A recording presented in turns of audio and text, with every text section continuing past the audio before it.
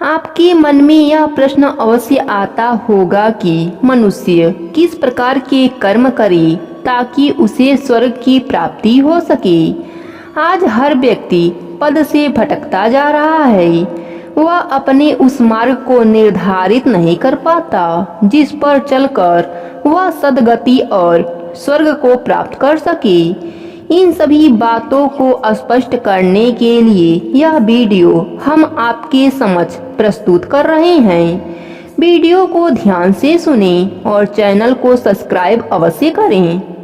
हर व्यक्ति के मानसिकता के अनुसार स्वर्ग को अलग अलग दृष्टिकोण से देखता है। किसी के लिए मदिरा पान करना स्वर्ग है और किसी के लिए भोग विलास और सुखों के अनुसार रहना ही स्वर्ग की प्राप्ति है।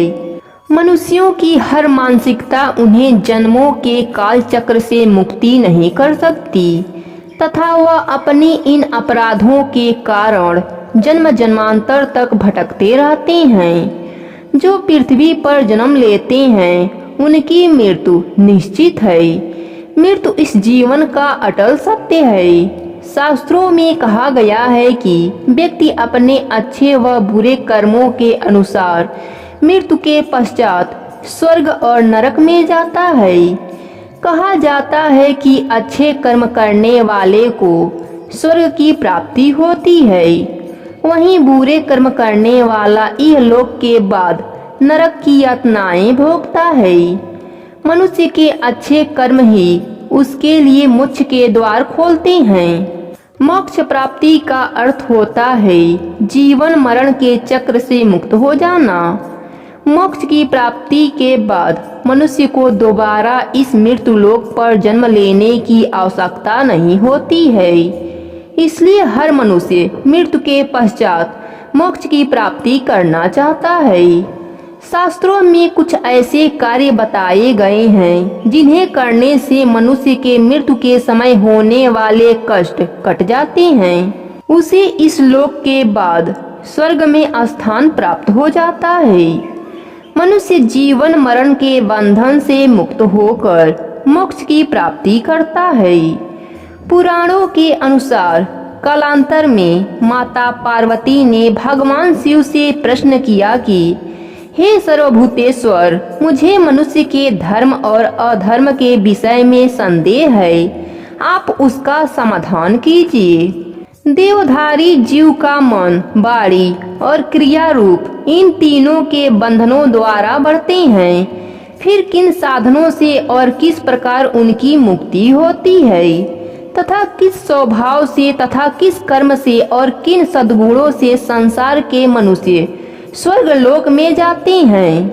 तब भगवान शिव बोले, देवी, तुम धर्म और अर्थ को जानने वाली और निरंतर धर्म में तत्पर रहने वाली हो। तुम्हारा प्रश्न सब प्राणियों के लिए हितकारी और उनकी बुद्धि को बढ़ाने वाला है। मैं इसका उत्तर देता हूँ, सुनो। जो मनुष्य सत्य वचन के परायण तथा उनकी संशय नष्ट हो गए हैं वह धर्म और अधर्म से नहीं बढ़ते। जो मन वाणी द्वारा किसी भी प्रकार के हिंसा नहीं करते तथा किसी के प्रति गलत नहीं बोलते, वे कर्म बंधन में नहीं पड़ते। जो सुशील, दयाल, अप्रिय तथा प्रिय को समान समझने वाले तथा शांत हैं वह भी कर्मों से नहीं बढ़ते। जो सब प्राणियों पर दया रखते हैं, सब जीवों के लिए विश्वास पात्र बने रहते हैं तथा अहिंसा को अपनाए हुए हैं, वह मनुष्य निसंदेह स्वर्ग लोक को प्राप्त होते हैं। जो पराये धन के प्रति कभी ममता नहीं रखते तथा पराई स्त्रियों से सदा दूर रहते हैं तथा जो व्यक्ति धर्म में रहकर आय अर्जित करके उपभोग करने वाले हैं वह मनुष्य स्वर्गगामी होते हैं। जो व्यक्ति स्त्रियों के प्रति सदा माता, बहन और पुत्री जैसा व्यवहार करते हैं वह मानव स्वर्गलोक में जाते हैं। जो केवल अपनी ही स्त्री के प्रति अनुराग रखते हैं तथा विषय सुखों के उपभोग में कभी आसक्त नहीं होते, पवित्र रहते हैं वही मनुष्य स्वर्गलोक की यात्रा करते हैं। जो अपने तथा दूसरों के लिए अधर्म युक्त बात नहीं करते और कभी झूठ नहीं बोलते, वह मनुष्य स्वर्गलोक में जाते हैं। जो मनुष्य असत्य भाषण नहीं करते, स्पष्ट कोमल मधुर पाप रहित वचन बोलते हैं, वह स्वर्गलोक जाने के अधिकारी हैं। जो कड़वी तथा निष्ठुर बात मुंह से नहीं निकालते, चुगली नहीं करते, कठोर भाषण नहीं बोलते तथा जो शांत रहते हैं, वह मनुष्य स्वर्गलोक में जाते हैं। जो क्रोध न करके मनोहर वाणी मुंह से निकालते हैं तथा शांति धारण करते हैं, वह स्वर्गगामी होते हैं।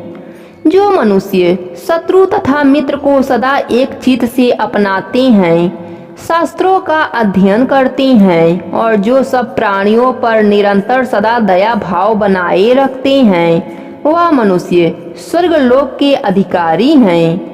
गुरुजनों के आने पर जो खड़े होकर उनका स्वागत करते हैं तथा माता पिता के प्रति आदर भाव रखते हैं, वह मनुष्य निसंदेह स्वर्गलोक के अधिकारी हैं। स्वर्ग प्राप्ति का अर्थ सुमरस पान, अच्छा भोजन व अप्सराओं का नित्य देखना नहीं है, बल्कि मोक्ष की प्राप्ति है, जो हमें धर्मपरायण रहकर परमात्मा का ध्यान करने से ही प्राप्त हो सकता है। धन्यवाद।